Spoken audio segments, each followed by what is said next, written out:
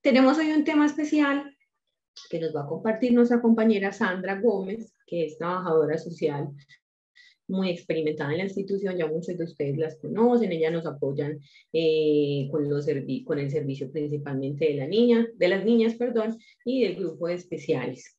Tenemos hoy un tema que son los vínculos familiares y la salud mental. Siendo más compañera Sandra, bienvenida, buenas noches. Muy buenas noches, compañera. Muy buenas noches para todas las familias que en este momento se encuentran vinculados a este espacio tan importante para todos nosotros, no solo para la institución, sino que se hace también un espacio de aprendizaje para ustedes. Y no, gracias por la confianza que siempre han tenido con nosotros. Listo, compañera, en este momento ya puedes compartir pantalla, que ya le dimos el espacio ahí a la configuración, mientras vamos saludando a Lucía Rueda, que acabó de conectarse. Gracias por encender su cámara. Bueno, nos encanta vernos. Y ya tenemos entonces la presentación. Bienvenidos a todos. Recuerden que al final tenemos el espacio de preguntas para que ustedes puedan aclarar dudas y también hacer los aportes que surjan. Compañera, adelante. Bueno, muchas gracias, Sandra. Bueno, familias, como Sandra ya lo dijo, mi nombre es Sandra Gómez, soy trabajadora social egresada de la Universidad de Antioquia y tengo una maestría en salud familiar. Como ya lo mencionó Sandrita, hoy vamos a trabajar el tema de los vínculos afectivos y la salud mental. Dos componentes muy importantes para nosotros en la familia, ¿cierto? Vamos a hablar un poquito entonces de lo que es las funciones de la familia, el concepto de salud mental, vamos a abordar el tema del vínculo afectivo y la teoría del apego.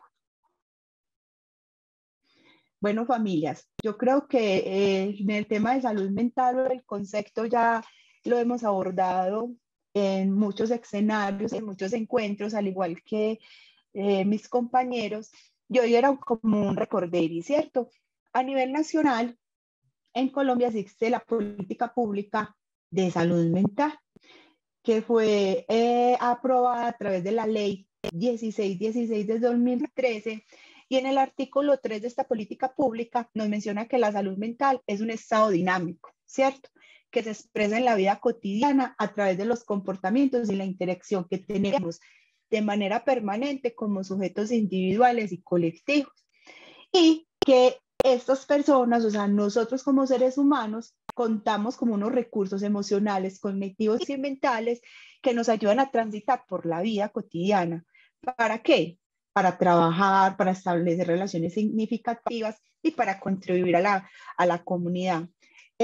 La salud mental en Colombia, ¿cierto? Está en el escenario pues, de los entes territoriales, aunque a veces es muy complejo por la diversidad misma que hay. Hay algunos que tienen muchos programas, hay otros que tienen pocos, pero ahorita desde la Gobernación de Antioquia hay un programa muy bonito que se llama Salud para el Alma, y donde ellos también a través de diversos canales, especialmente como por Teleantioquia y en la página web de la Gobernación de Antioquia, también van a encontrar mucha información sobre la salud mental para las familias que de pronto quieran conocer un poquito más sobre este tema. Bueno, hablar de salud mental y hablar de familia, a veces uno dice, pues, ¿qué tiene que ver lo uno con lo otro, cierto? Y tiene que ver todo, ¿cierto? Porque la familia es ese primer escenario donde nos encontramos y es allí donde de alguna manera adquirimos habilidades, ¿cierto? Habilidades para comunicarnos, habilidades para ser receptivo, habilidades para poder socializar, ¿cierto? Pero estas familias tienen unas funciones muy importantes, ¿cierto? En este momento vamos a tocar estas funciones, pueden haber otras, ¿cierto? Entonces, la familia tiene una función súper importante en el concepto de formadora, ¿cierto? Acá en este ítem o en esta situación, la familia transmite, ¿cierto? Transmite valores, transmite normas, transmite costumbres, transmite conocimiento, ¿cierto? Pero también hay una función muy importante y es el tema de la seguridad y protección económica, que es poder de alguna manera satisfacer todas las necesidades. Y a veces pensamos como familia que por el hecho de brindar techo, educación y alimentos a nuestros hijos, estamos cumpliendo con esa función, pero resulta que esas funciones van más allá de lo económico o de lo material, ¿cierto? Hay unas funciones que son súper importantes para la construcción del ser humano. Y en esa familia también aprendemos a socializar, ¿cierto? ¿A través de qué? De la construcción, ¿cierto? De identidad de las personas a partir de qué? De los principios, de los valores, de las normas, o sea, en ese componente de formación que tiene la familia, logramos de alguna manera fortalecer o formar sujetos para la vida social, ¿cierto? ¿Cómo logramos relacionarnos con el otro? Una función muy importante también a nivel familiar es el cuidado y la protección, ¿cierto? Teniendo en cuenta ese ciclo de vida. Obviamente sabemos que la primera infancia es súper importante y que en esa primera infancia de alguna manera formamos los vínculos. Entonces es de alguna manera necesario que la familia tenga esta función de cuidar y proteger, ¿cierto? Y obviamente tenemos una función súper importante, la afectiva. ¿Qué quiere decir esto? Que promovemos vínculos afectivos, ojalá sanos, ¿cierto? ¿Para qué? Para que esas personas que hacen parte de esa familia tengan habilidades emocionales, tengan habilidades de confianza y puedan de alguna manera tener una mejor autoestima y control de las situaciones difíciles. ¿Cierto? Entonces aquí un poquito pues como el tema del vínculo afectivo. Entonces el vínculo afectivo es un sentimiento de amor y empatía que sentimos no solo hacia nosotros mismos, sino también hacia el otro, ¿cierto? Que es un sentimiento que también nos da la capacidad de comprender, la capacidad de generar empatía, ¿cierto? Y que es indispensable para el desarrollo integral de las personas. Y que ese vínculo afectivo, de manera inicial, está bajo la responsabilidad de los padres o de esa persona cuidadora que nos va a acompañar durante los primeros años de vida. Entonces, ese vínculo afectivo lo construimos, ¿cierto? Es un vínculo que no está ligado precisamente por el lazo consanguíneo, no.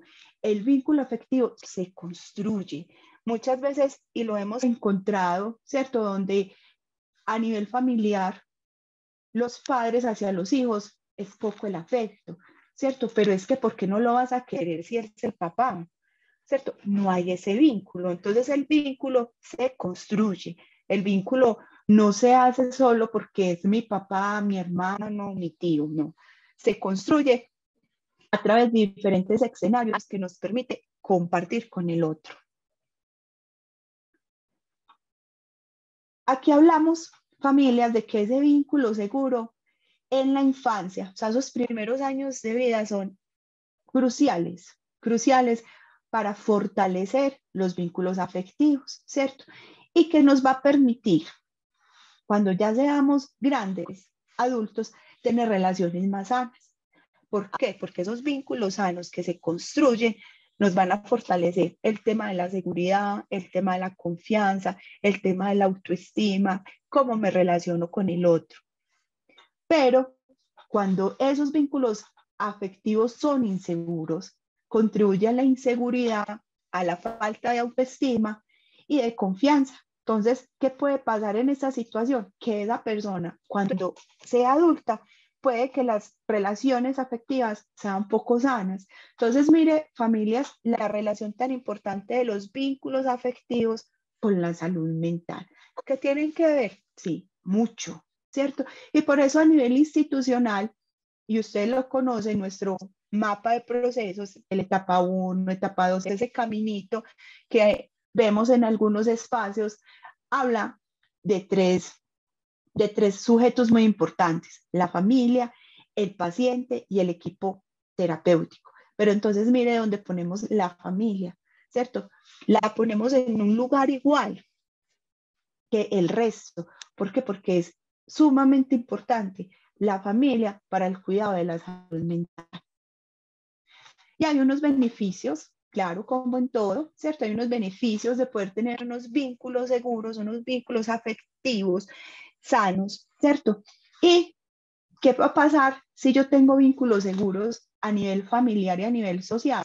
¿Cierto? Vamos a tener una comunicación, vamos a mejorar la comunicación. Recuerden, familia, que la comunicación no es solamente la capacidad de expresar, sino la capacidad también que tengo de escuchar al otro. ¿Cómo nos estamos escuchando en la casa? ¿Lo estamos haciendo? ¿Estoy logrando comunicar lo que siento? ¿Lo puedo hacer de manera segura? ¿O soy de esas personas que todo lo guardo? ¿Cierto? Favorece la influencia de los padres en los hijos, fortalece ese rol paterno, ese rol materno, esa jerarquía.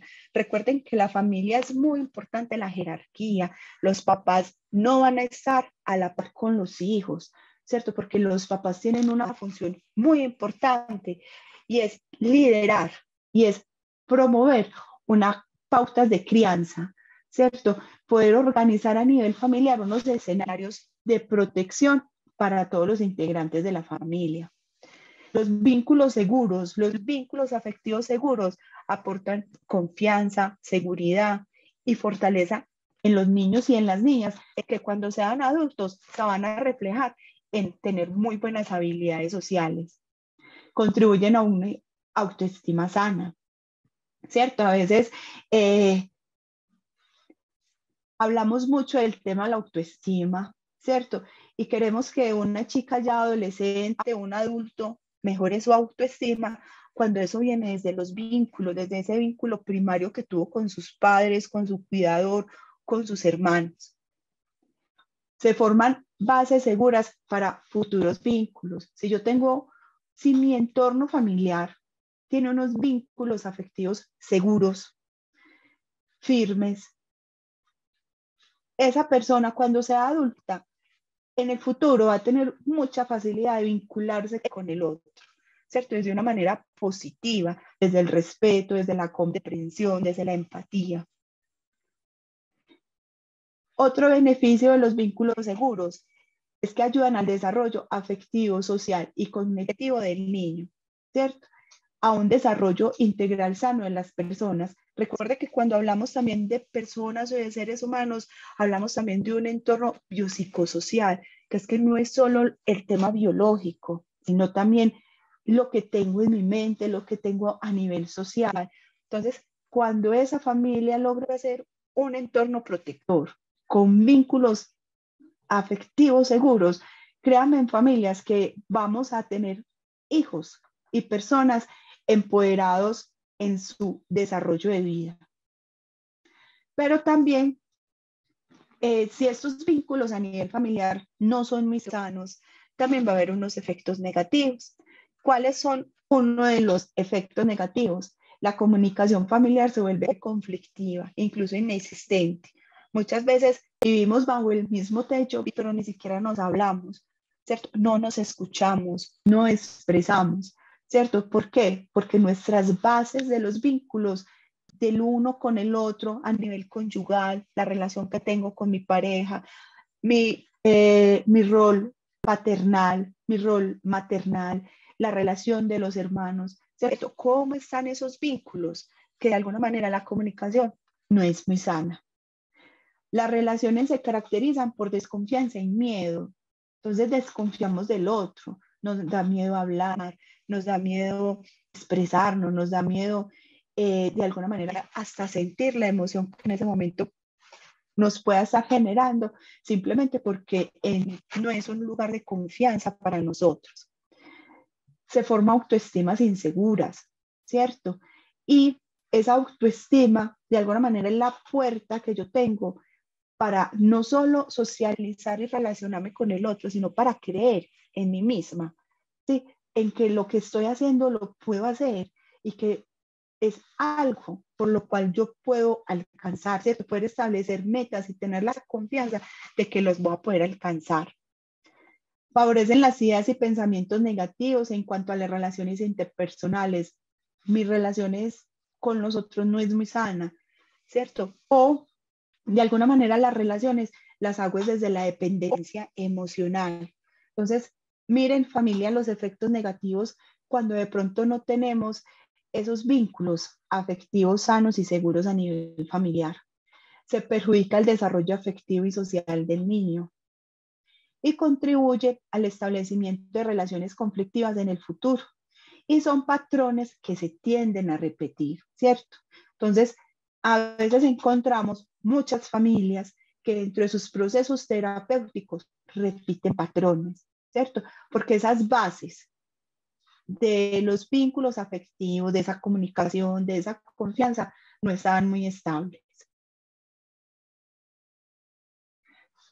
Para esto vamos a hablar un poquito de la teoría del apego, ¿cierto? Es una teoría de un psicoanalista que se llama John Polke, entendiendo que el apego, ¿cierto?, está más relacionado al afecto que a la dependencia.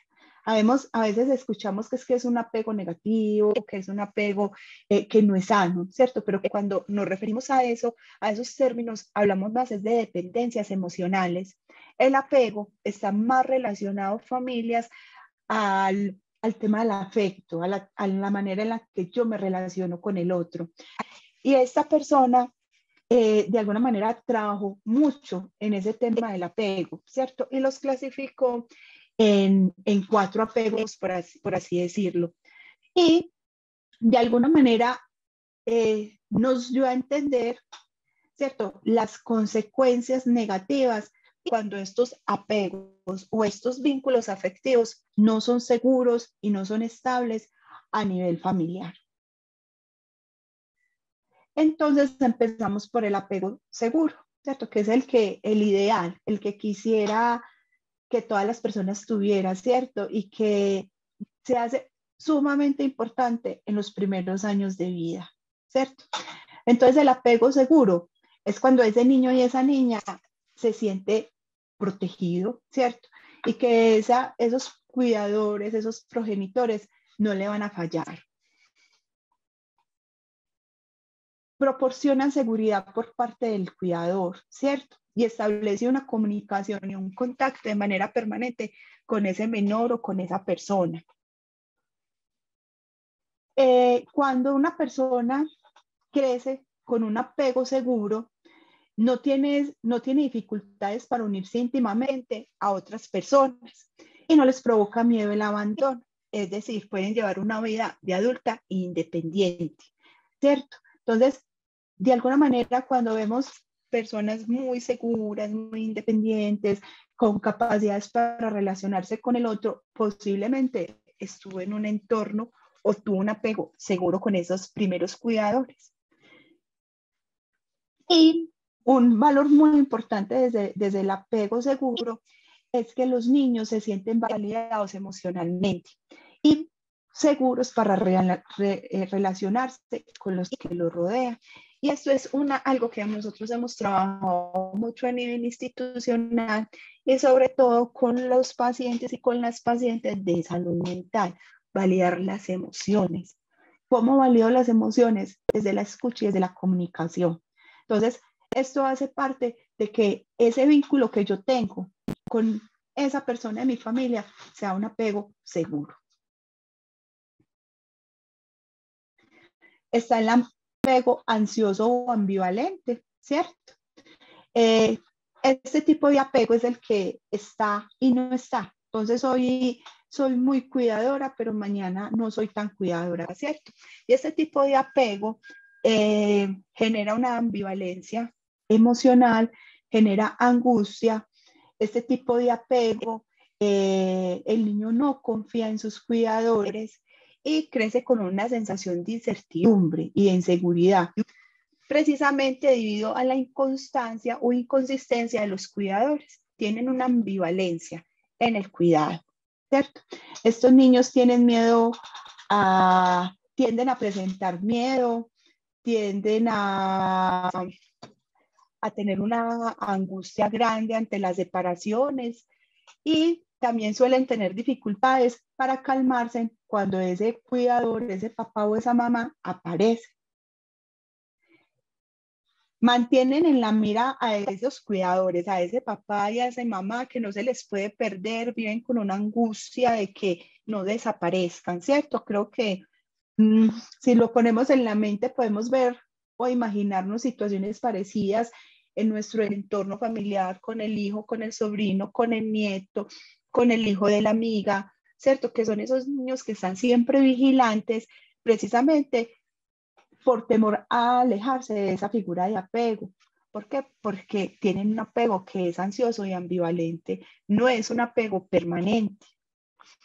Él necesita, o sea, los menores necesitan la aprobación de los cuidadores y vigilan de manera permanente que no los abandonen. Lo que les estaba diciendo, están siempre a la expectativa para dónde se fue mi papá, para dónde se fue mi mamá.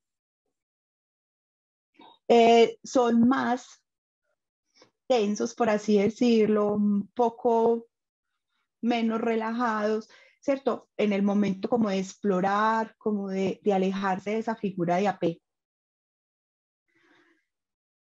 Tenemos acá el apego evitativo, ¿cierto? El apego evitativo aparece cuando los cuidadores no proporcionan la seguridad suficiente para el menor. Hay un distanciamiento emocional. Y ahorita hemos visto muchas familias con estas características, ¿cierto? Y quizás no lo hacen con la intención. ¿Por qué? Porque ahorita la sociedad, la modernidad, el costo de vida, de alguna manera ha generado que los papás seamos más ausentes, ¿cierto? Y que entre el corre-corre de la vida, que el taco, que el accidente, que el metro no está funcionando, ¿cierto? Nos genera mucha tensión a nosotros como papás, como adultos, como cuidadores, y empezamos también a generar un distanciamiento emocional, ¿cierto? A evitar. Estos niños suelen llorar cuando se separan de su cuidador y evitan el contacto con otras personas. Esta conducta también puede llegar a confundirse con seguridad, pero en realidad provoca un gran sufrimiento en el menor. Son personas que también son como calmadas, son niños que de pronto son calmados, pero que sabemos que por dentro están sufriendo mucho y que ese tipo de apego evitativo hace que cuando esta persona esté adulta tenga muchas dificultades a nivel mental. Suelen tener, ¿cierto? Momentos de estrés grandes, se sienten pocos valorados y tienen problemas para relacionarse con los otros. Y tenemos el apego desorganizado, ¿cierto? Esto es una mezcla entre apego ansioso y el apego evitativo, ¿cierto? Y viene causado por una conducta insegura o negligente de los progenitores. El niño presenta comportamientos inadecuados y contradictorios, no confía en su cuidador, incluso puede llegar a sentir hasta miedo de estar con esta persona, con papá, con mamá, con una figura de crianza. Son niños inseguros y con tendencias a reacciones impulsivas o explosivas y con muy mala gestión de sus emociones, ¿cierto? Entonces, ese tema de apego desorganizado, a veces lo encontramos como en esas personas que no son capaces como de controlarse y explotan también por todo. Entonces, la idea familias con este tema, ¿cierto? Es mirar cómo estamos en estos vínculos afectivos, no solo a nivel familiar, sino propios, ¿cierto? Porque el tema de los vínculos viene muy también de cómo yo fui criada, ¿cierto? De cómo yo fui educada por parte de mi familia y cómo puedo reconocer de alguna manera, sí, tengo no dificultades en la relación con el otro. Porque cuando yo tengo dificultades en los vínculos, cuando tengo dificultades en este tema del apego desde la emoción, desde el sentimiento, obviamente vamos a tener problemas de salud mental que nos van a generar, como ya lo vimos, estrés, ansiedad, inseguridades, baja autoestima, que eso hace parte de ese componente tan importante del goce y del disfrute de la vida diaria, ¿cierto? La importancia de un apego seguro en familias. ¿Por qué es importante que yo tenga un apego seguro con mi familia? ¿Cierto? Porque la calidad del apego determina tanto el modelo mental del adulto como la manera en que se relaciona con los demás. ¿Cierto? Ese tipo de apego que yo tengo puede ayudarme a gestionar emocionalmente muchas cosas, ¿cierto? Y hace que esa persona tenga la capacidad, de alguna manera, de tener un buen autocuidado de su salud mental, de poder construir proyecto de vida, de poder relacionarme bien con mi entorno, no solo bien a nivel familiar, sino laboral, eh, con mis amistades, ¿cierto? A nivel comunitario. Otra importancia grande del apego seguro es un concepto positivo de la figura. Los sentimientos que podemos experimentar desde la seguridad, desde la confianza, desde la alegría, desde el bienestar, ¿cierto? Mientras que si ese modelo mental es negativo, nuestros sentimientos serán de inseguridad, desconfianza, ira y miedo. Es por ello que resulta muy importante prestar atención en los primeros años de vida a nuestros hijos, a nuestros nietos, a nuestros sobrinos y establecer vínculos fuertes y una relación segura en la que puedan sentirse cuidados y protegidos. El modelo de apego puede cambiar en la vida adulta mediante nuevos vínculos basados en relaciones sanas de amistad, pareja, laboral. Familias, esto es muy importante. ¿Esto qué quiere decir? Que si yo en mi familia no tuve un buen modelo de apego, no tuve unos vínculos afectivos sanos, no quiere decir que yo no pueda generar nuevas estrategias, no pueda cambiar esa situación, ¿cierto? Y por eso es muy importante lograr identificar que realmente tengo que trabajar en eso, que tengo que trabajar en la manera en cómo me relaciono con el otro, cómo me relaciono conmigo mismo, ¿cierto? ¿Cómo soy yo con mis amistades, con mi pareja, a nivel laboral? Y poder, como lo vimos ahorita en la otra diapositiva, es cómo puedo romper esos patrones de estos vínculos afectivos poco favorables, ¿cierto? Que afectan el desarrollo humano, no solamente físico, sino también mental. Pero entonces dirán, bueno, nosotros ya somos adultos, es importante trabajar, sanar los vínculos, pero ¿cómo lo podemos hacer, cierto? Manifiesta el amor abiertamente, abrace, di que amas a alguien, ¿cierto? Estar pendiente de esa otra persona es una manera de sanar y de convertir ese vínculo inseguro que tenemos en un vínculo seguro. Hay que compartir a nivel familiar, ¿cierto? Hay que jugar, hay que tratar de que esa vida cotidiana no esté solamente enfocada en el trabajo, los dispositivos. Esto es realmente, familia, una de las causas de más aislamiento a nivel social, ¿cierto?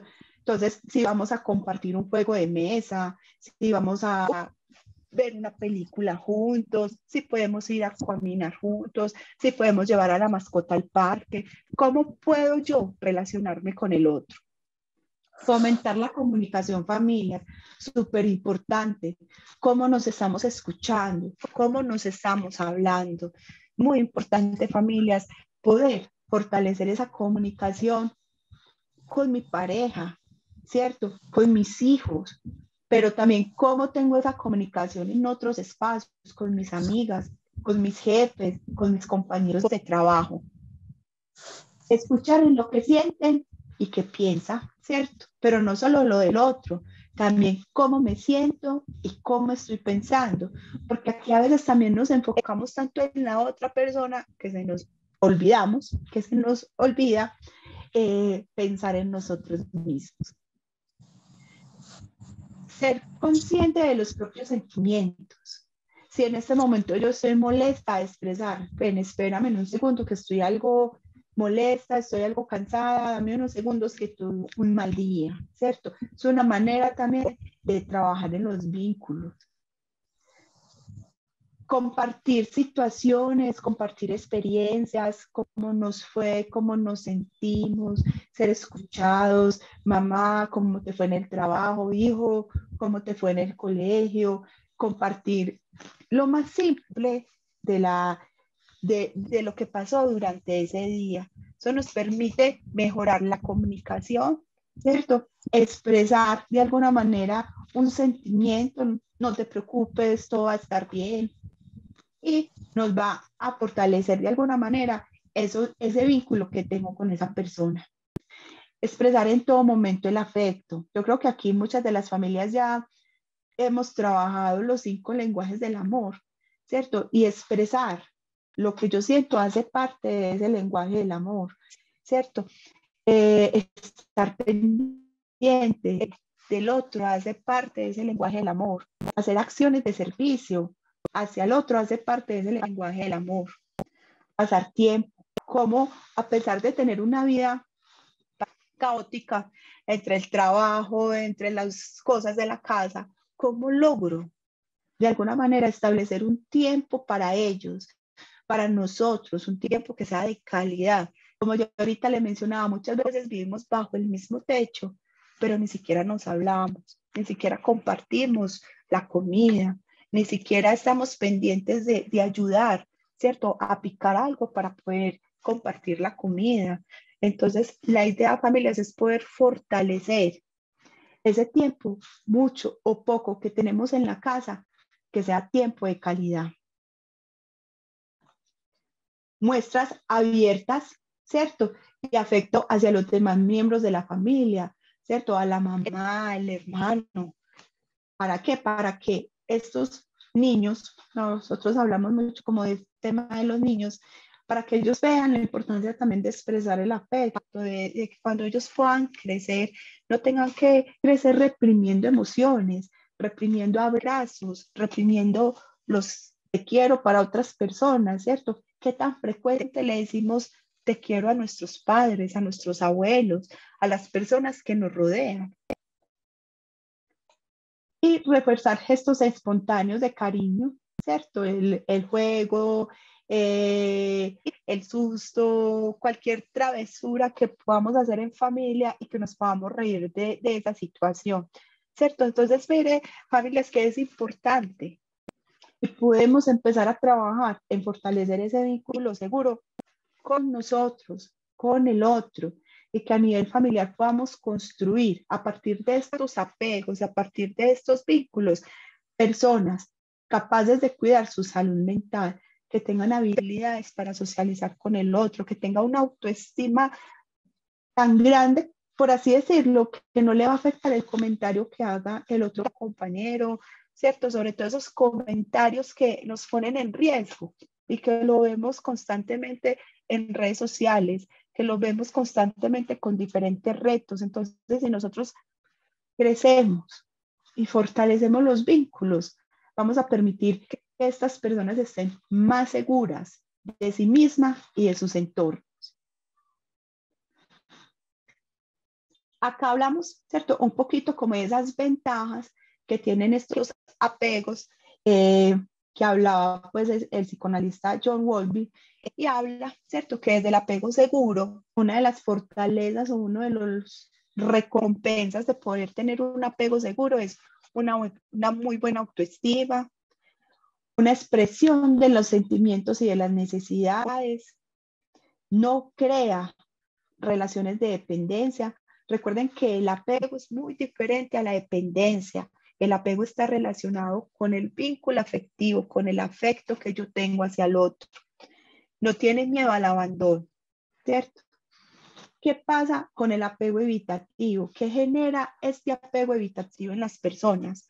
Huye de los conflictos, tienen miedo al compromiso, a menudo no expresa lo que siente o lo que necesita y tiene problemas de la intimidad, o sea, de relacionarme con los otros. Cuando hay un apego ambivalente a nivel familiar, esta persona siente muchas angustias ante los conflictos, suele crear relaciones de dependencia y se preocupa más por las necesidades de su pareja que por las suyas. Entonces, en este apego ambivalente, ya quizás de alguna manera podemos hablar de esas dependencias emocionales, ¿cierto? Porque pienso más en las necesidades del otro que en las propias. ¿Por qué? Porque tiene miedo al abandono. ¿Por qué? Porque no quiere que lo dejen, ¿cierto? Entonces es cuando ahí encontramos esas personas que tienen esas relaciones tóxicas, esas relaciones poco sanas, pero, ¿cierto? Es importante ver y tener presente esa historia de vida de esa persona, cómo fueron sus vínculos, cómo fueron esos apegos, ¿cierto? ¿Por qué? Porque tiene miedo al abandono. Y cuando una persona crece en un entorno con un apego desorganizado, vive los conflictos de manera dramática. Siente que no puede confiar en nadie porque cree que siempre se la van a fallar.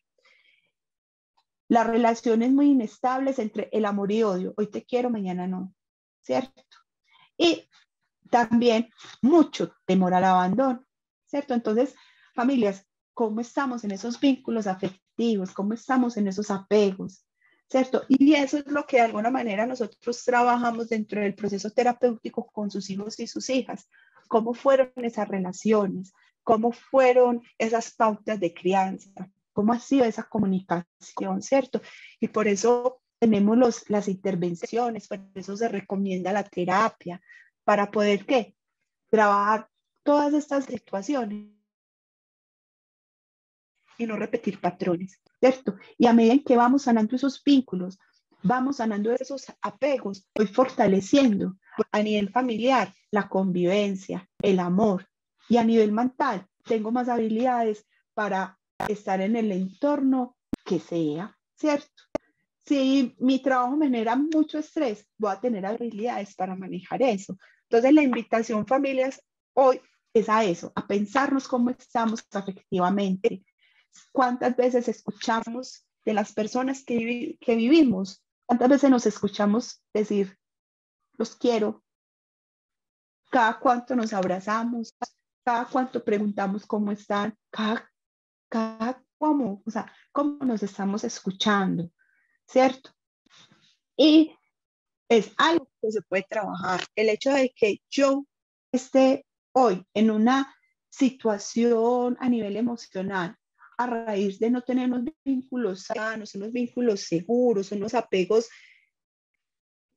que de alguna manera me han afectado a nivel mental, puedo trabajar en ellos, familia, ¿cierto? Pero ¿cómo lo hago? Siendo consciente y teniendo de alguna manera la disposición de reaprender, de perdonar. Esa palabra de perdonar es tan importante. Me he perdonado o que sigo cargando o cuántas situaciones he manejado, ¿cierto? Desde un apego inseguro, desde un vínculo afectivo poco seguro por la culpa, ¿cierto? Entonces hoy trabajemos esos vínculos afectivos, trabajemos esos apegos de una manera positiva, no solo para el cuidado de nuestra salud mental, sino para el cuidado de la salud mental de todas las personas que nos están rodeando, ¿cierto? La confianza es la base de, aquí casi no me deja ver, listo. La confianza en la figura de apego es la base de una personalidad estable y segura. Familias, a querernos, a amarnos, a escucharnos, a estar abierto a los procesos de terapia, ¿cierto? Cuando el equipo psicosocial les dicen es importante hacer terapia, realmente es porque hay muchas situaciones para trabajar. Nosotros hacemos un acompañamiento, ¿cierto? Pero el acompañamiento que nosotros hacemos quizás no sea suficiente para sanar. Y ahorita eh, hay muchas posibilidades de hacer terapia familia, poder sanar estos vínculos afectivos y poder trabajar en una salud mental propia y en una salud mental hacia el otro. Listo, Sandrita, me rindió. ¿Dudas, preguntas? Compañera, muchas gracias. Esa presentación estuvo muy interesante. Yo llamo en este momento a doña Marisol, que levantó la mano hace un momento, por si todavía quiere hacernos la pregunta. Doña Marisol, ¿está conectada todavía?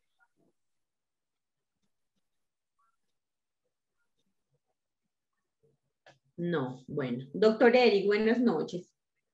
Hola a todos, muy buenas noches. Pues sí, un tema que termina siendo muy interesante, muy importante de que todos los conozcamos, ¿no? Porque nosotros sabemos que Si no hay familia, hay casos tristes que nosotros vivimos dentro de la clínica y demás de que no existe una familia, ¿cierto? O la familia, a pesar como de que está existente, pues pareciera como si no estuviera, ¿no? Y así se hace muy difícil. Y sin embargo, por eso es que estamos aquí reunidos para precisamente tratar de que, pues bueno, siempre ustedes se lleven bien como un mensaje de por qué toda la parte como de vínculo familiar termina siendo más importante, más allá de solamente de nombrarse como los padres, las madres, perdón, o nombrar como a su paciente como uno de sus familiares y demás, sino realmente de cuáles son como esos roles que se están implementando. Doña Claudia, adelante, bien pueda. Gracias, buenas noches.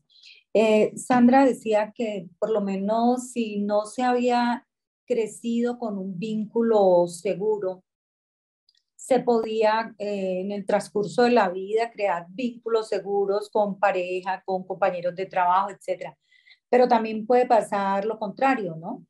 Que se crezca con un vínculo seguro y por lo menos lo digo en el caso de mi hija que tuvo un novio que fue todo lo contrario. No vales nada, no sirves para nada, lo que tú dices no es importante, eso mejor quédate callada. Entonces, eso generó toda una serie de inseguridades, de miedos, de baja autoestima, etcétera.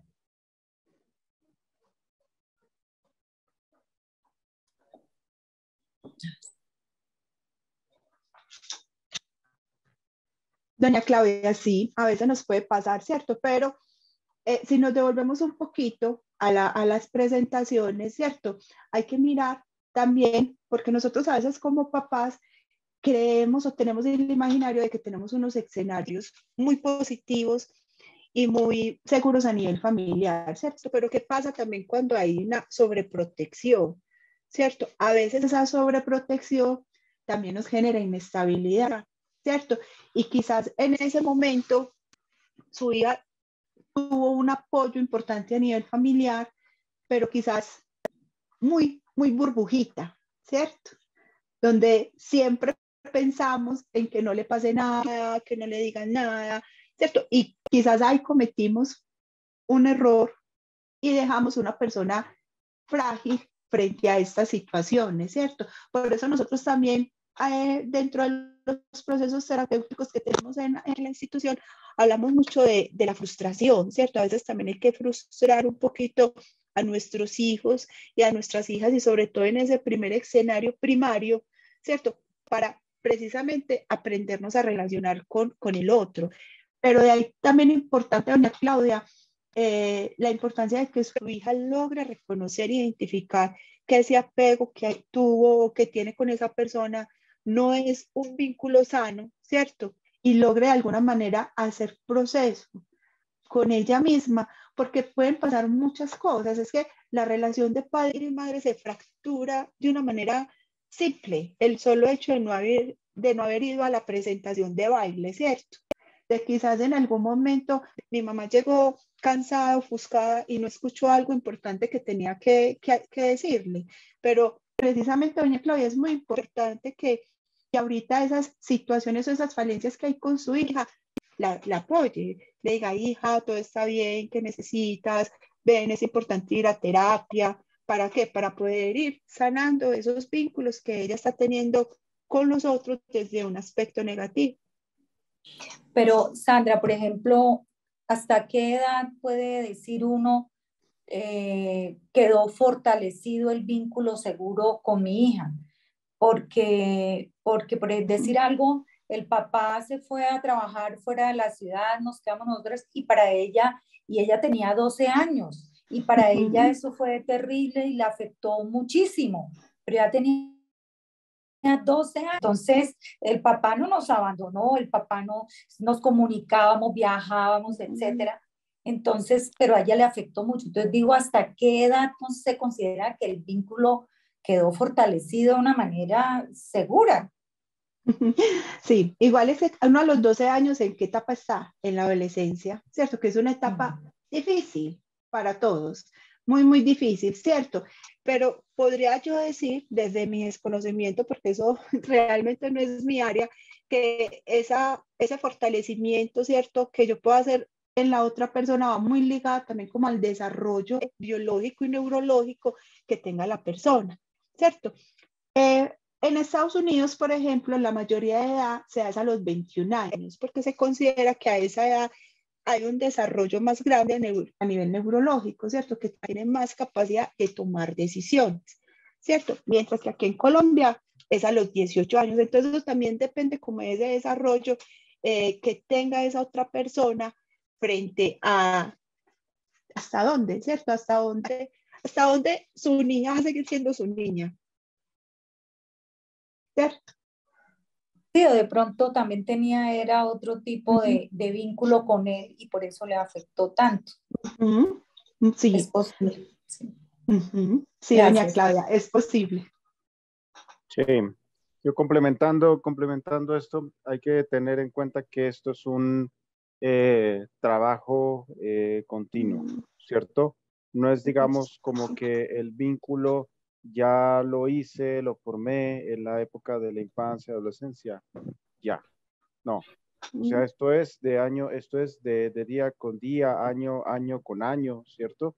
Y que igual ustedes mismos lo pueden a final de cuentas ver inclusive dentro de ustedes mismos.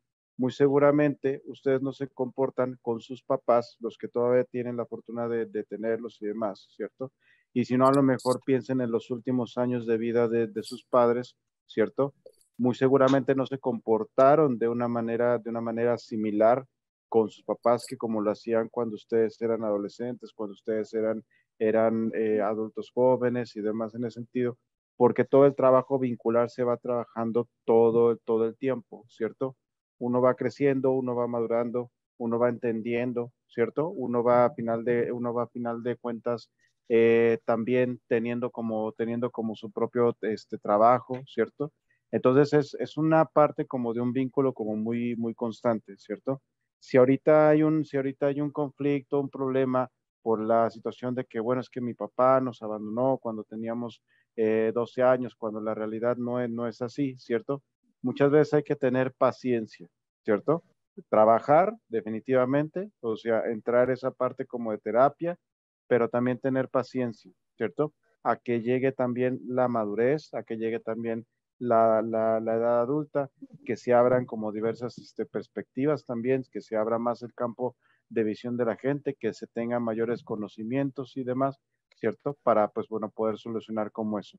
Y yo soy muy reiterativo en una frase de lo que es ser papá, no sé si se acuerdan, que ser papá es, o ser mamá es, no sé si se la acuerdan, que es casi siempre en esta sesión la repito.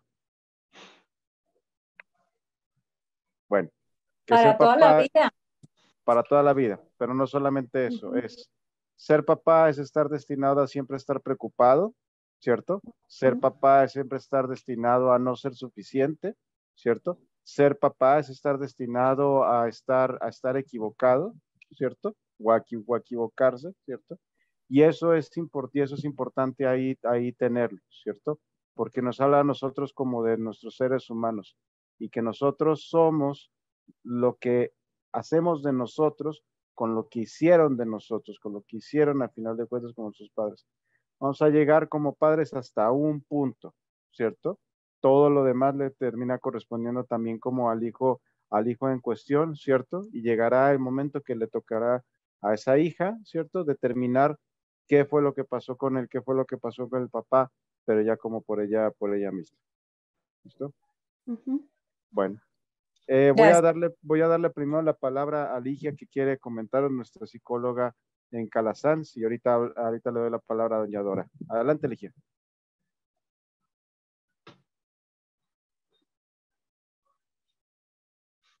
Está apagado el micrófono, Ligia. Está apagado el micrófono, Ligia. Buenas noches, gracias. Ser papá, dos cositas. La pregunta que es ser papá y otra cosa es que ser papá no es ser todo. O sea, porque es que hay que confiar que los hijos tienen elementos, que tienen un trabajo por hacer, un camino que vivir, en fin, una construcción, una historia que han vivido, una versión de la historia que se han hecho. Porque es que pasa que a veces los hijos tienen la misma historia, pero los mismos papás, el mismo entorno, pero tienen una versión diferente una versión diferente de la familia, de los padres. Entonces decimos que una cosa es la historia y otra cosa es una cosa es la historización y otra cosa es la histerización. O sea, cómo cada uno se comporta pues en con qué versión crece. Y a la mamá yo le diría pues que hay dos momentos en la vida de su hija, el momento lógico y el momento cronológico, ¿no es cierto? Uno quisiera que a la etapa de la adolescencia o de la pubertad se preguntaran y entendieran muchas cosas, pero está el momento lógico, o sea, que hay momentos siempre para todo, donde se hagan una pregunta y quieran, como decimos, una rectificación subjetiva de la versión que tienen, ¿no es cierto? De cómo se construyen los vínculos y todo eso. Entonces, que bueno, que mucho ánimo a la mamá, que la hija tiene mucho trabajo por hacer. En eso estamos. Eso es. Muy bien. Doña Dora, ahora sí, adelante. Está apagado su micrófono, por favor. Bueno, estamos Dora Miriam y yo, los papás de David. Pues muy interesante la charla, pero hay algo que me parece muy importante que quisiera que nos pudiesen explicar, porque nosotros hemos sido papás y somos papás, como lo dijo el doctor, con equivocaciones, con preocupaciones y muchas cosas. Y todos los papás siempre hemos tenido eso, siempre. O sea, que levante la mano el primer papá que diga que no, que ha sido perfecto. Y con todas esas equivocaciones y con todas esas imperfecciones y preocupaciones, hay algo que me gustaría mucho que me aclararan entre lo que es el vínculo seguro, porque, por ejemplo, nosotros tenemos dos hijos, David y Vanessa, pero nuestros hijos en los primeros 7 años de vida, o sea, ellos tuvieron el amor, la fraternidad y muchas cosas. Sin embargo, ella trabajaba y yo también trabajaba y nos dejábamos con la cuidadora. Y allí hay situaciones que afectaron esos procesos y mucho. Pero yo sí quisiera que me explicaran lo que es la parte de ese vínculo seguro y ese vínculo de sobreprotección. Hay una diferencia muy grande entre en sobreproteger a nuestros hijos, sobreprotegerlos o de darles ese vínculo seguro. Quisiera que ustedes nos aclaren. Bueno, lo que pasa es que hablar de vínculos seguros también habla un poquito de la historia que nosotros también hemos tenido como personas y que ahorita como rol de padres, ¿cierto? Estamos transmitiendo de alguna manera también eso que recibimos o cómo mejoramos o cómo seguimos igual, porque nos hace sentir bien, ¿cierto? Pero el vínculo seguro se puede establecer cuando creemos y confiamos en nuestros hijos, ¿cierto? Cuando ellos tienen la posibilidad de explorar, ¿cierto? Donde nosotros los tenemos supervisados, ¿cierto? Para que ellos exploren, mientras que el vínculo de sobreprotección no los dejamos explorar porque nos da miedo que se caigan, ¿cierto? Aquí lo estoy relacionando mucho desde la niñez, porque eso pasa, ¿cierto? Entonces no lo pongo a montar bicicleta porque me da susto que se caiga, ¿cierto? Entonces sobreprotejo, pero cuando protejo, acompaño, ¿cierto? Acompaño para que ese niño o esa niña aprenda a caminar, aprenda a montar bicicleta, lo estoy escuchando, ¿cierto? Que se cayó, venga mi amor, el afecto, pero ahorita cuando son adultos, ¿cierto? ¿Cómo puedo de alguna manera generar ese vínculo seguro? Y como lo trabajamos y lo mencionábamos, va muy relacionado desde la escucha, ¿cierto? Pero también hay unos factores, un entorno por fuera que ahora influye mucho también en nuestros hijos y en nuestras hijas. Entonces, ¿cómo podemos de alguna manera no tener esa capita o esa esfera de cristal para nuestros hijos?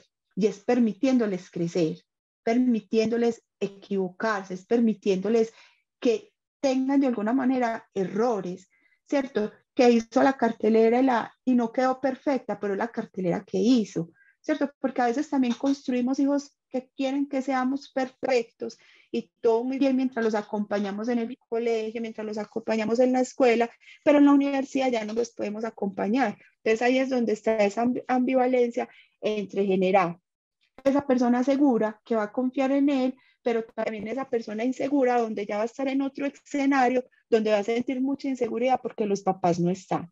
No sé si respondió un poquito como la duda, doña Nora. No, yo creo que me generan más dudas porque en este tiempo que tenemos a mi hijo allá en internación, hemos podido hacer un análisis muy sincero, muy desde el corazón, a ver cómo fue nuestra historia, cómo se dieron las cosas, qué pudo suceder para que ocurriera, ¿cierto? Y yo ahorita le contestaba a la otra señora que a veces no cree que está haciendo las cosas bien o que tiene un vínculo seguro, ¿cierto? Entonces yo dije, ¿será que somos creídos y pensamos que teníamos un vínculo seguro? No, porque siempre hubo mucho acompañamiento, mucho afecto, mucho cariño, mucha entrega, acompañamiento en el deporte, en el colegio, admiración, respeto por lo que hacían. Entonces, bueno, ¿dónde se rompió eso? Es lo que yo no entiendo. Cuando usted expresaba vínculo seguro, usted hizo varios ítems y bueno, este se cumple, este se cumple. Entonces, me queda esa duda, no logro entender cómo cuando hay vínculo seguro, las personas donde se comete el error para que la persona caiga. Mi hija a veces me dice, mami, usted es muy súper protectora. Yo lo dejo ser, porque yo antes le abro las puertas para que explore, para que haga cosas nuevas. Yo no entiendo. Ustedes ahorita mencionaban que trabajaban, ¿cierto?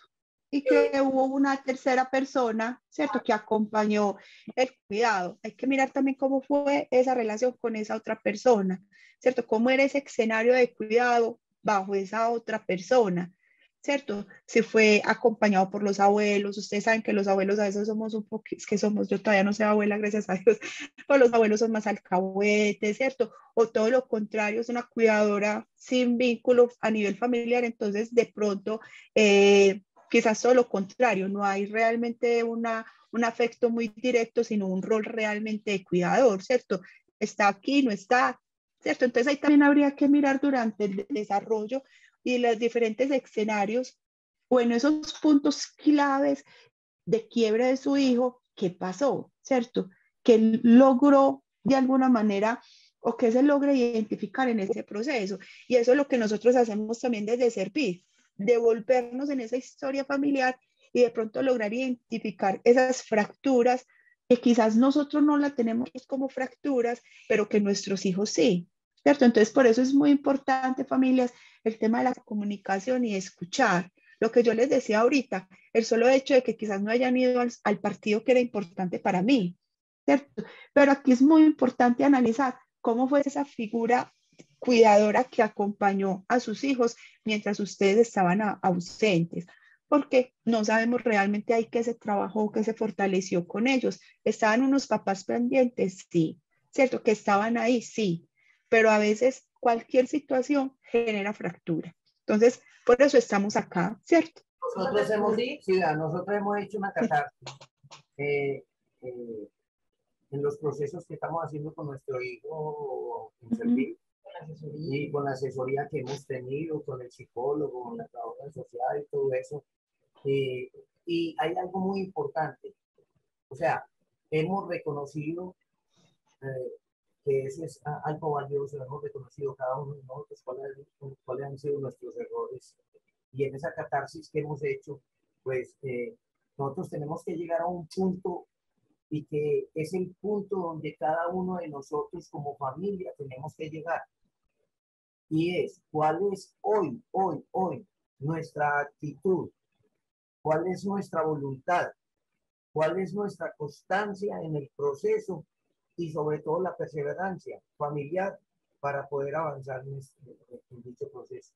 Eso cada uno de nosotros tiene que poner de su parte, ¿sí? No es cuestión de echar la culpa, porque el problema no es de decir es que el culpable es este o es aquel, sino de ser sincero consigo mismo y de saber cuál es mi responsabilidad y qué es lo que tengo que hacer. Y es muy importante lo que menciona, ¿cierto? Uno acá puede hablar de muchas teorías, puede hablar de muchas situaciones, pero cada familia es un mundo diferente. Entonces, por eso es muy importante el acompañamiento que nosotros tratamos de hacer con ustedes, el uno a uno, como decimos, esta familia es particular por esto y por estas situaciones, y por eso hacemos ese recorrido de historia. ¿Cierto? Mirar también esos antecedentes, no solo del paciente, sino de ustedes también como personas, ¿cierto? Hacer esa reconstrucción. Entonces, esa es la invitación, familias, ¿cierto? Abrirnos y ser también abiertos al proceso terapéutico. A veces, y lo digo también como desde la experiencia acompañando familias, a veces el proceso terapéutico no avanza porque la familia omite o no reconoce cosas o por la culpa y por la no aceptación, ¿cierto? Que no es el caso de ustedes, pero que las hemos encontrado y que eso ha generado reincidencias en el proceso. Entonces, cuando hay otra reincidencia en el proceso, otra, o sea, nos comentan unas cosas que no nos comentaron en la primera situación. Entonces, que eso nos hace atrasar y atrasar realmente a nivel familiar, encontrar esas fracturas, fracturas muy pequeñitas, que por ahí es donde a veces nos vamos, es como cuando se está filtrando el agüita y que no hacemos y que no hacemos nada, se termina filtrándose mucho más. Entonces, por eso también es muy importante, familias, todas, en compañía del equipo terapéutico, poner todo ese escenario familiar, ¿cierto? Sin pena, sin vergüenza, sin temor a ser juzgados, porque esa es la herramienta que nosotros tenemos para poder trabajar con ustedes. Muchas gracias por las respuestas y nosotros queremos encontrar eso. Y creo que esas fracturas las queremos encontrar porque ese ser que está allá es un ser maravilloso, es un ser valiosísimo, es un ser que amamos con toda el alma y que lo único que queremos es que, como Lázaro, que vuelvan a ser, que vuelvan, que vuelva a revivir, que vuelva a ser el niño que era, que uno lo llevaba a jugar, el alegre, el tenaz. Y yo creo que cada una de las familias que tengan a esas personas ya es que quieren lo mejor para ellos. Y aquí estamos para acompañarnos, por eso tenemos un equipo, ¿cierto? Que trabajamos conjuntos, no trabajamos aislados, trabajamos a la par con ustedes para poder lograr ese objetivo. Muchas gracias, gracias.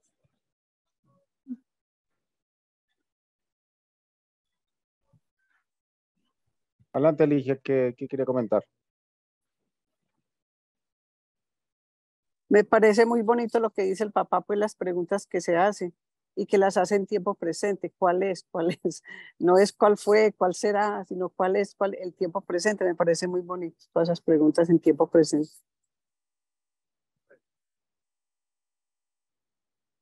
¿Se escuchó? Sí, sí. No, que lo felicito, Bueno, papá. Es que si no nos hacemos preguntas, imagínese, papá. Y preguntas en tiempo presente. ¿Cuál es? ¿Cuál es? ¿En qué estoy? claro. ¿Cómo me voy? Y creo que eso también es la parte más valiosa de la crisis, ¿no? O sea, uno obviamente intenta moverse por fuera de las situaciones críticas, ¿no? Pero, y uno le huye y se siente feo y es una cosa que no quisiera uno pasar. Pero la crisis también da la oportunidad como de detenerse en el camino donde uno va, ¿cierto? Para poder reflexionar qué es lo que está pasando, qué es lo que está sucediendo, qué cosas son aquellas que yo tengo qué cosas son aquellas que yo tengo que modificar, ¿cierto? Y eso que a ustedes como familia están haciendo, ¿cierto? Del hecho de decir, bueno, es que a dónde tengo que llegar yo, qué es lo que tengo que hacer, cómo me tengo que mover, cuál es la nueva forma como de hacerlo, es lo que termina haciendo que nuestros pacientes con todo y su familia, pues a final de cuentas también progrese. ¿Listo? Bueno, nos queda tiempo para una última pregunta. Adelante, Isabel. Buenas noches. Mira, yo soy la mamá de Simón Montoya. De todas las facetas que se presentaron pues en la reunión, yo considero de que en cada una uno tiene fallos, porque muchas veces las circunstancias o el destino, como lo decía la psicóloga, hay mamás y papás que no les toca fácil o que tienen que estar ausentes. O sea, el primer paso de nosotros, y no fue como en el tiempo adecuado, porque nosotros con él pudimos haber buscado una ayuda muy temprana, evitar cómo llegar a las situaciones que llegamos con el niño. Nosotros tuvimos la oportunidad,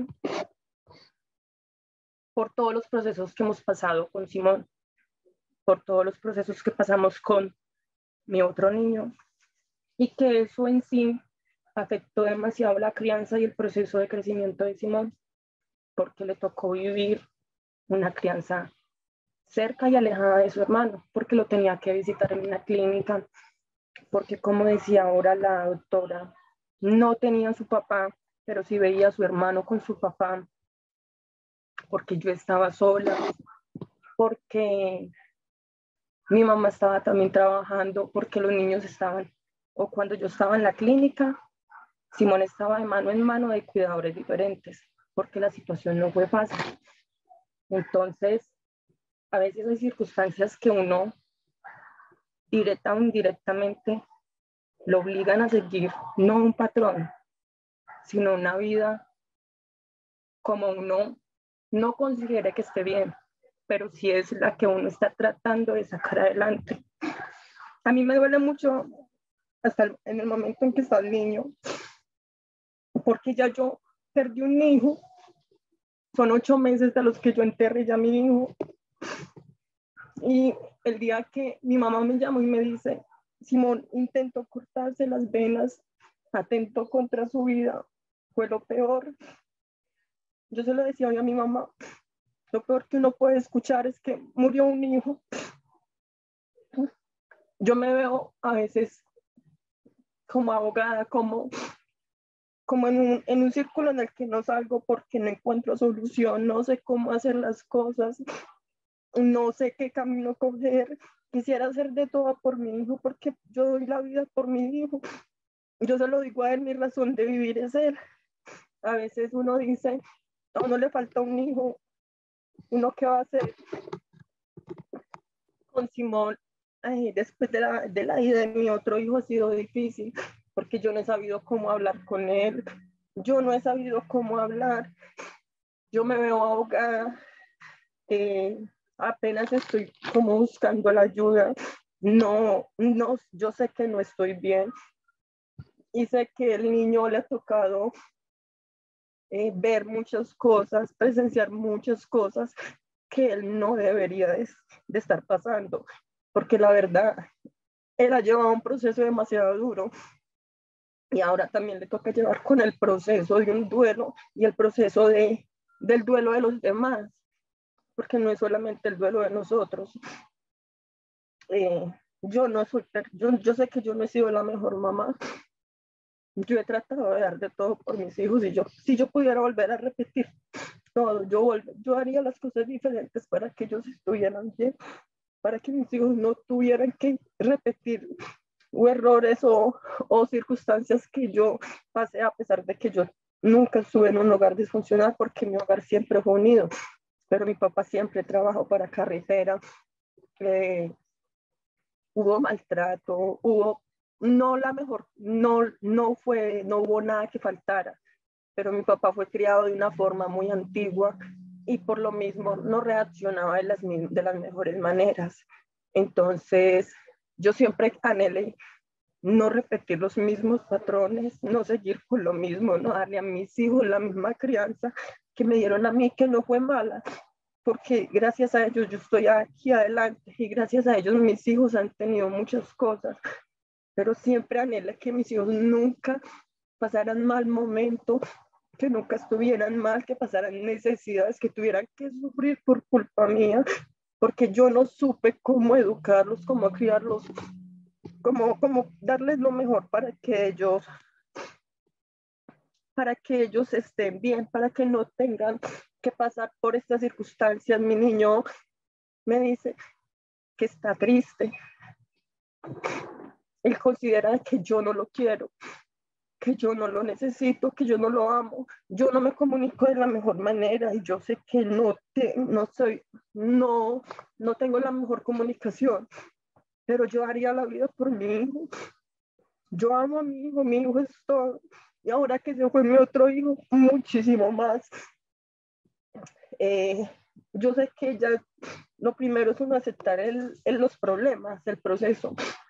Yo quiero buscar ayuda, yo sé que yo necesito ayuda, porque si él se vio ahogado y lo experimenta de esa forma, yo no sé cómo experimentarlo, yo no sé cómo expresarlo, la verdad, yo no sé ni siquiera qué hacer. No sé, pues solamente quería como decir eso.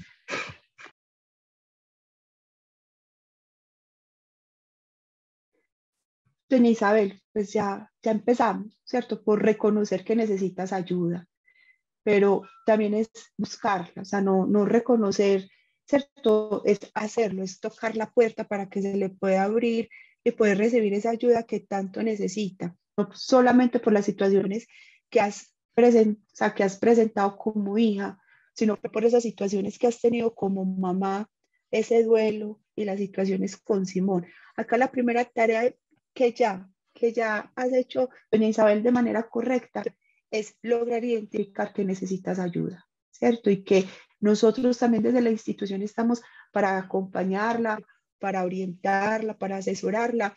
Y si en algún momento necesitas, pues como que le orienten en cómo poder hacer este proceso de terapia, de buscar ayuda, cómo lo puedes hacer, con mucho gusto desde la institución la podemos orientar. Pero ese es el primer paso y el más importante, lograr identificar y reconocer que necesito ayuda y buscarla.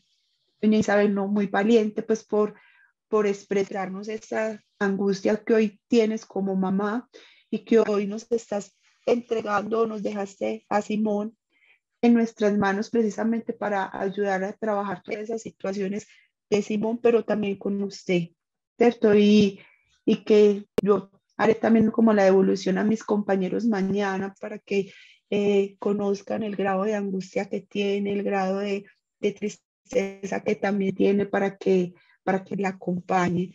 Pero la primera tarea ya, ahí está un primer paso y es el reconocer que necesitas ayuda, doña Isabel. Ya es lograr tener esa ayuda. Sí, yo estoy ya pendiente por la cita para remisión ya yo tengo las remisiones de psiquiatría y de psicología también,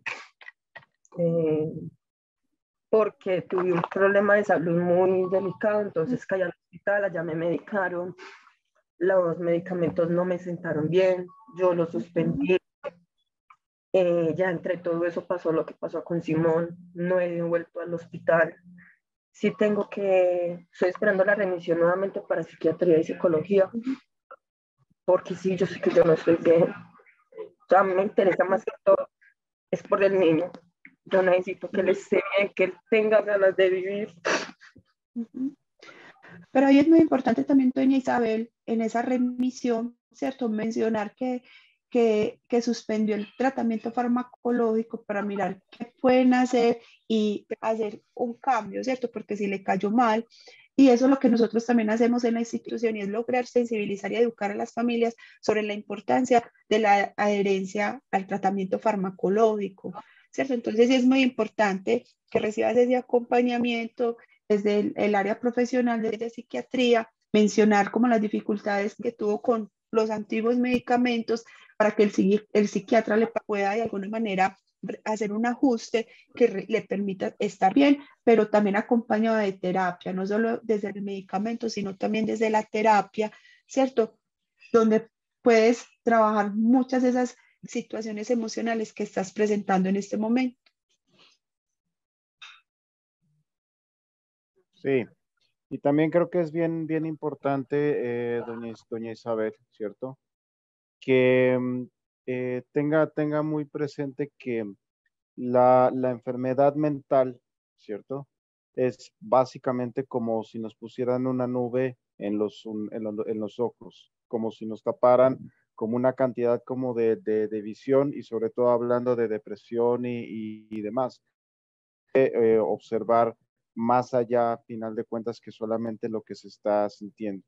Entonces, muy posiblemente ahorita también su hijo se encuentre en una situación tal que le impide ver todo lo que usted a final de cuentas está haciendo y todo lo que usted también a final de cuentas está viviendo.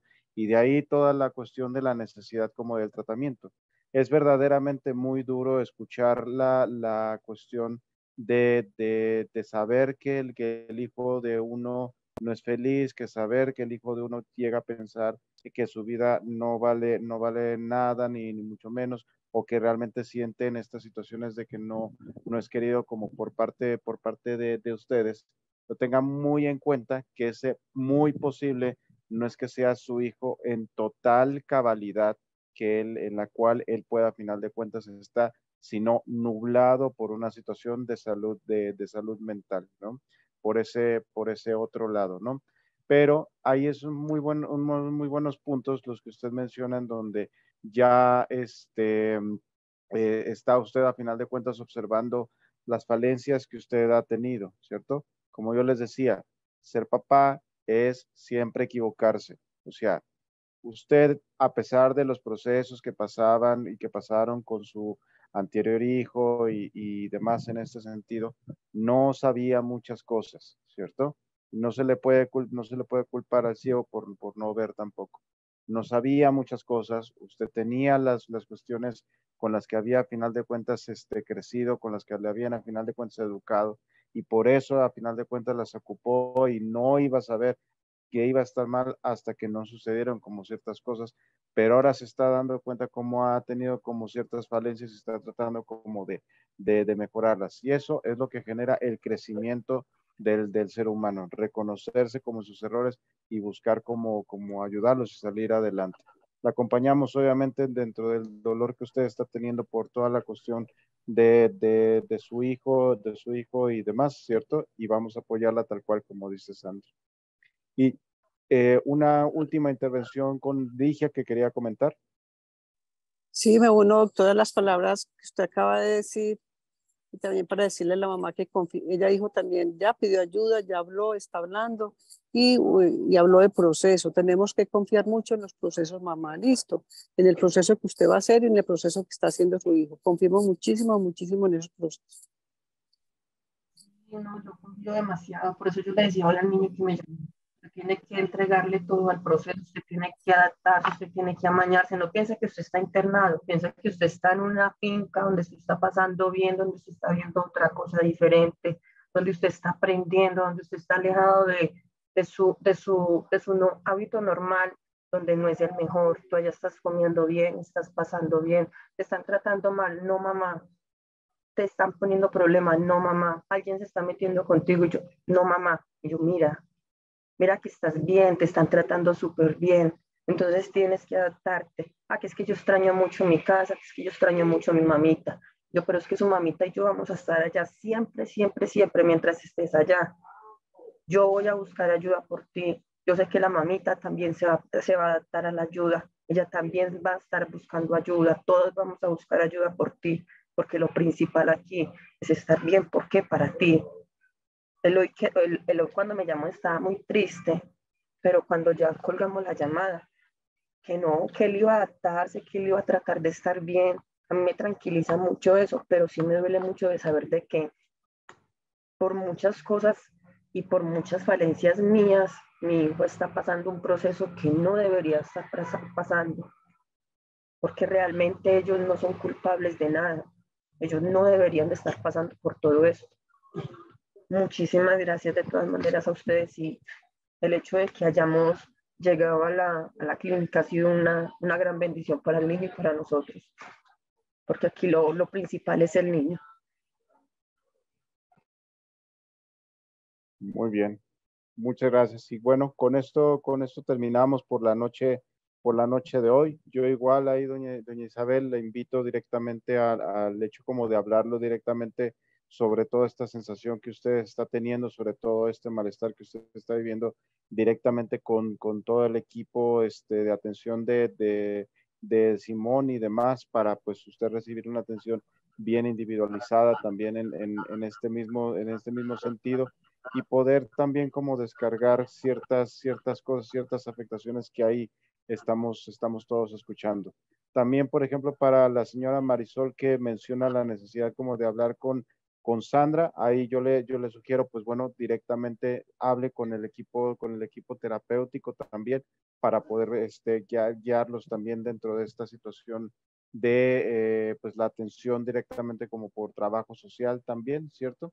Y bueno, a todos es darles un agradecimiento como siempre por estar ustedes en esta sesión académica, como cada miércoles, ¿cierto? Y que les presentamos temas que siempre pueden ser como de su utilidad, que siempre pueden ser como de su conocimiento y demás, y que este es un espacio también para que ustedes aprendan, liberen dudas al respecto de lo que hacemos, diagnosticamos, tratamos, etcétera, etcétera, ¿cierto? Sandra, ya tenemos tema para la próxima semana. Sí, señor, a cargo de Juan Fernando, que es el neuro de la institución. Creo que son hábitos saludables del cerebro, algo así. Perfecto, excelente, muy bien. Nos toca ahora un tema de neuropsicología, ¿cierto? Y bueno, para que ustedes estén como al pendiente, que ya saben, Juan Fernando siempre es como muy dinámico, ¿cierto? Y bueno, para todos, como siempre, un agradecimiento, y les deseamos a todos buenas noches.